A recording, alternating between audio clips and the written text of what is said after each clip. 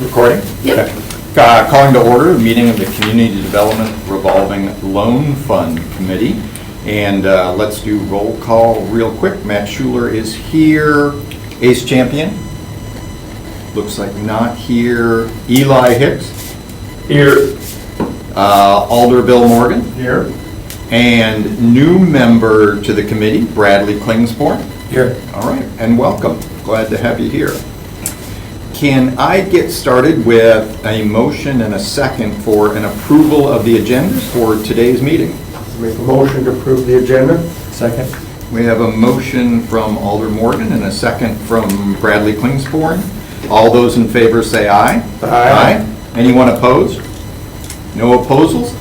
Then let's go to approval of the minutes of the October 24th, 2024 meeting of the Community Development Block Grant Revolving Loan Fund Committee. I'd make a motion for approval of the minutes. Do we have a second? Second. I have a motion and then a second. We'll give this one to Eli. Ty goes to the video on this one. And all those in favor say aye. Aye. Anyone opposed? Okay, let's get started with our one item of business for today. Consideration with possible action on a loan request from 5 Thumbs Up LLC to borrow $27,000 for working capital from the Economic Development Revolving Loan Funds. And I don't know if Stephanie is going to give us the little bit of the overview to kick things off, but then I'd look to hope Jessica's going to. Okay. Perfect. Good morning. I will share some background. 5 Thumbs Up is a woman-owned bakery established in 2017, specializing in homemade cheesecakes and kringle. Known for its unique creations and strong reputation, demand has consistently grown, positioning the business for expansion.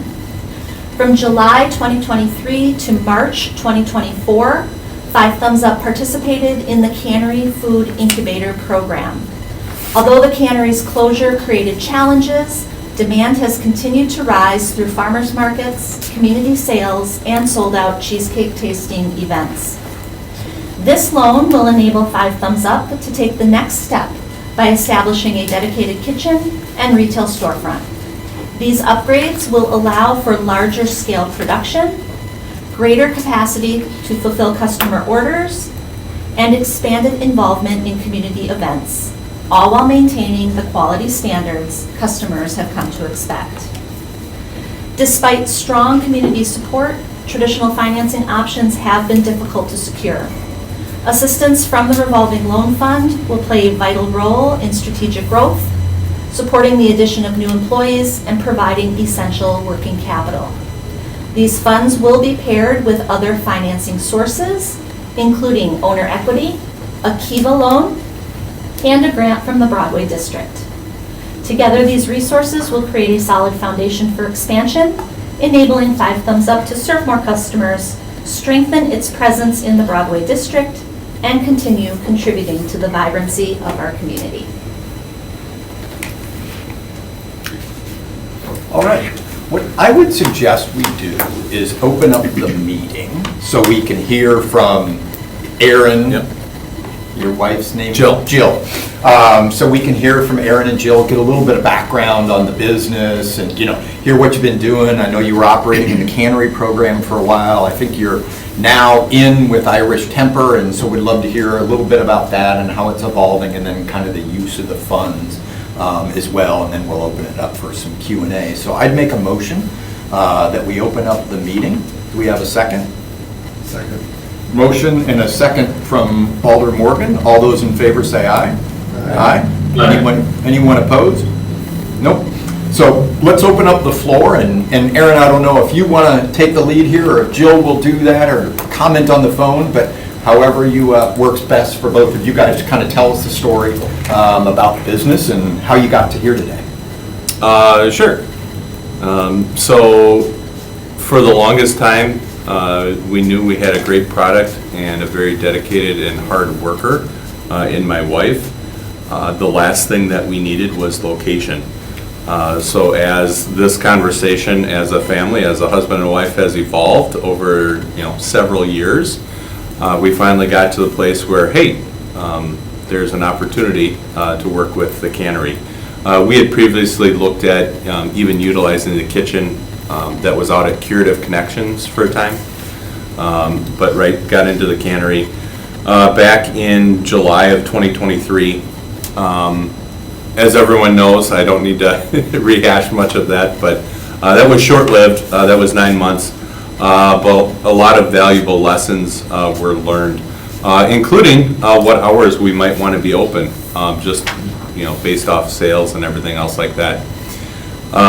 In November of 2023, Tony Wilchin, along with Garrett Bader and John and Missy Martins approached us and approached Jill. Hey, we'd love to have you join up with us on this venture that we're looking at. Originally, it started out with a concept of, hey, we're going to have 3 businesses in that square footage space. They pared that back and down and scrapped the deli part of it and just opened the bar on 2/3 of that square footage, and then on the, I guess that'd be the far south side of the building is where Jill's space is currently. So from November of 23 to December 3rd of 2024, it was all of the planning and prep work for that. In the meantime, the cannery had closed from March of 24, and then we had that limbo time of, hey, we're still able to bake out of there. We're waiting for our new space to get open. But by that time, a lot of the markets that Jill would have had opportunity to sell in had closed, so missed opportunity in that regard. But very thankful. So by the time we got to December of 24 and opened the shop, things already were going in a very positive direction, and certainly as far as sales. When you get into owning a small business and running it, you have those questions. How am I going to afford payroll? Are we going to be able to pay rent? Different things like that. Praise the Lord, none of those concerns were realized, and we've been able to do all of that from day one and be in the black. So very, very thankful for it. And then, sales continue to trend upwards. One of the things that has become very popular has been our tasting events. So my wife first did one with family and friends on Facebook, is how she was spreading the word going back to 2017, 2018. And even the tasting events back then were successful, while now opening it up on Facebook with very minimal advertising. For example, back in April, we had an event at Cocoon Brewing, and we sold 130 tickets in 9 days. And so we continue to just be floored. And when you look at, and working with Dave Staufferker on it, hey, we need to sell this many flights in a month, and we need to sell this many minis, and you really have to stop in and try the cheesecake tacos. They're as good as it sounds. They really are that good. But we just did an event at the OC here this last week, a flight of cheesecake tacos and a flight of mini margaritas. And all of these things continue to build up, hey, I'm going to have to go and check out the shop. So taking the cheesecake, taking the experience to them. My wife has continued to see an uptick then too in requests for weddings and other events and things like that. So day-to-day sales have been good, and we've been in the positive, in the black from that. And then these additional events on that continue to stack up, and they just have been really great for the business. I'd certainly open it up for questions from folks, if there's any questions at this point. She'll have anything she wants to say? Jill, did you have anything you wanted to say? It looks like she's muted. Yeah.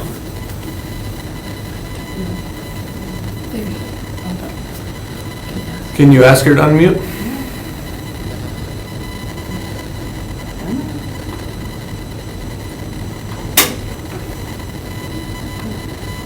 Hello? There we go. Now we can hear Sorry you. about that. No, Miles did a great job there explaining how we got started, and if you have any questions for me.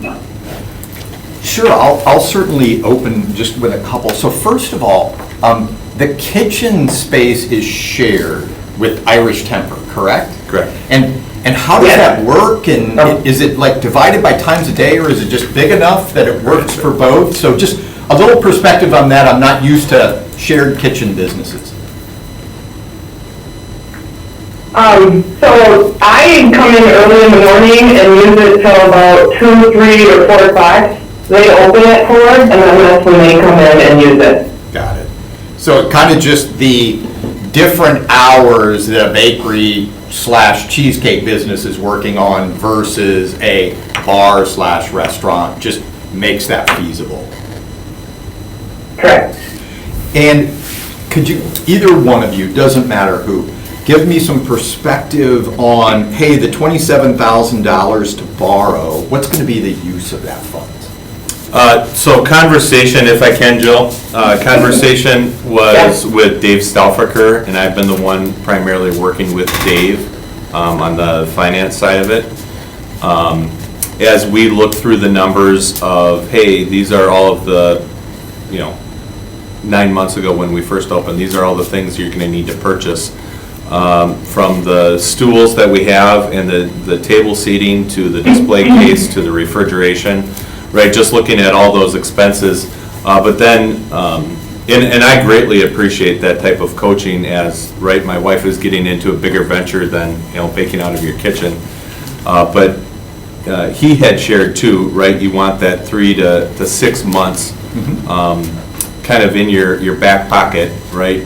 Break glass in case of emergency. And that's kind of what this would be for, just to provide a little bit more margin for the business as we continue to grow and expand. Right now, everything that is in there is all of our equity beyond the Kiva and also the Broadway grant. Okay. Is there something that's contingent on this loan? I mean, is there a way that you'll be operating differently if we say yes or if we say no?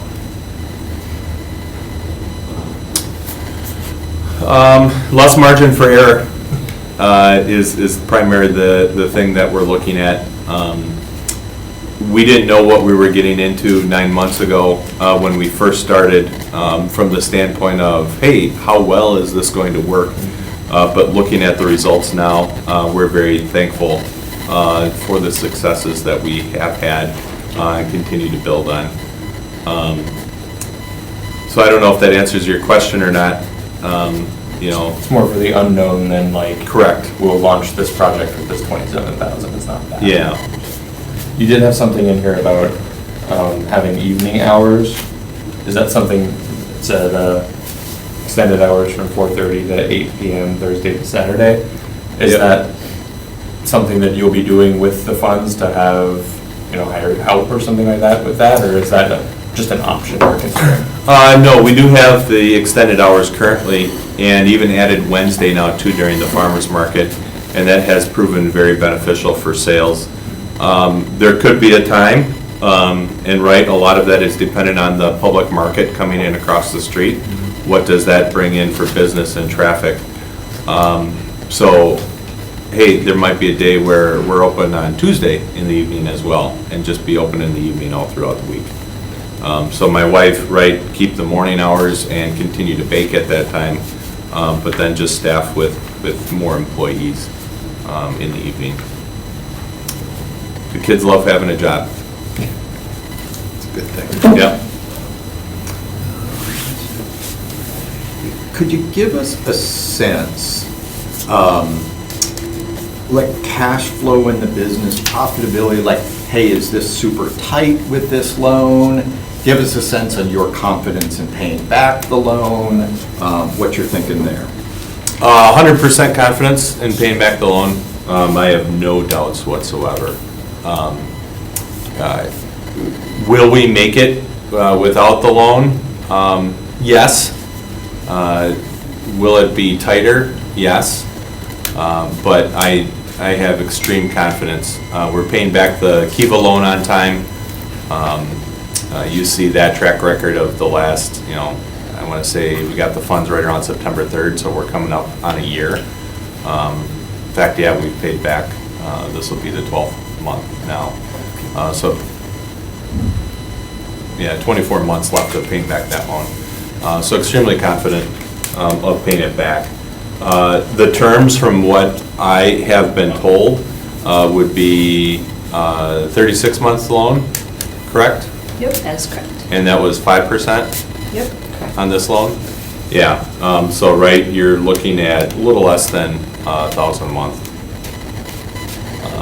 on payback. And yes, we have that in the profit to pay it back. Any other questions from the group? And the only other thing I'd add to the terms, that you understand there's a personal guarantee.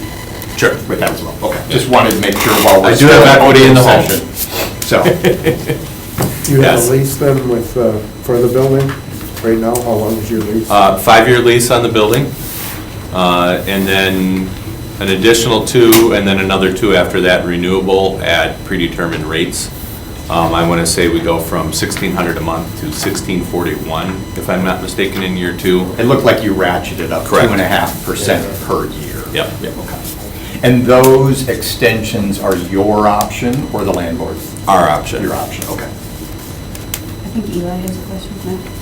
Oh, I was just gonna add full transparency. Actually, at Bank First, we had the opportunity to look at this one, and the product is unbelievable, unbelievable cheesecake. From our kind of standpoint at that time when we looked at it, this was probably back in, I believe, January. It was a little too soon for us, but I had full confidence in this long term, I'll say that. It was just a little too soon for kind of our bank, just full transparency on everything. But like I said, Aaron's fantastic, the cheesecake is fantastic, the working with David, I believe, is a really strong step too, so I'm a believer in this one, I guess you could say. Super helpful, Eli, thank you. Any other questions while we're still in open session? Otherwise, I'll close and we can go back to making a motion and all that kind of stuff. Doesn't look like there's any other questions. Then I'd make a motion, we go back to regular business. Do we have a second? Second. We have a motion and a second. All those in favor say aye. Aye. Aye. Anyone opposed? Nope. Let's go back into regular order of business, and I would certainly open it up for any discussion or if somebody wants to make a motion. Yes, I make a motion that we consider possible action for a loan for 5 Thumbs Up LLC and borrow them $27,000 for working capital from the Economic Development Revolving Loan Fund. And I'm assuming on that, Bill, 36 months 36 months. 5% interest. 5% interest. and personal guarantee. Personal guarantee, yes. Do we have a second? I'll second that. We have a motion and a second. Any questions or comments? If not, all those in favor say aye. Hey, Anyone opposed? Nope. Great. Congratulations. And I'm Appreciate it. assuming Jessica and team will chat with them afterwards about what exactly needs to go on, and then we'll just go to our next. Informational is the Community Development Revolving Loan Fund Status Report. And I had just one quick question on there. The report has a lot more past dues than I think, ever seen before. I know. And it's all seemed like it's changed since October. Is there a broader theme going on?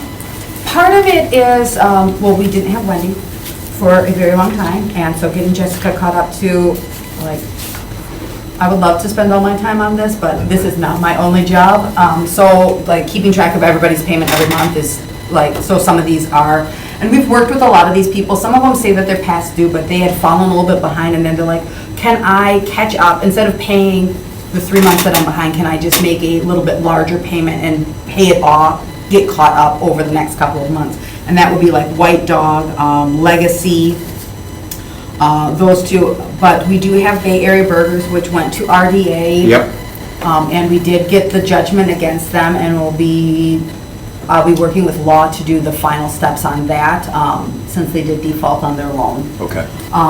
Gina Tax Service, we've been having some issues on that one. We were having issues trying to connect with her. She has changed email addresses, changed phone numbers, so that, and has stopped making payments. She's also stopped making payments to her other lender. We've been in contact with them, and they're having issues as well. So most likely that will be going to RDA for, to get a judgment against that. Okay.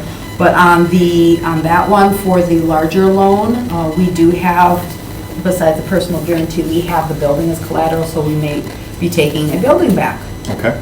But most of the other ones, they've reached out to us and they have Okay. contact with us. There's just two that really are problems.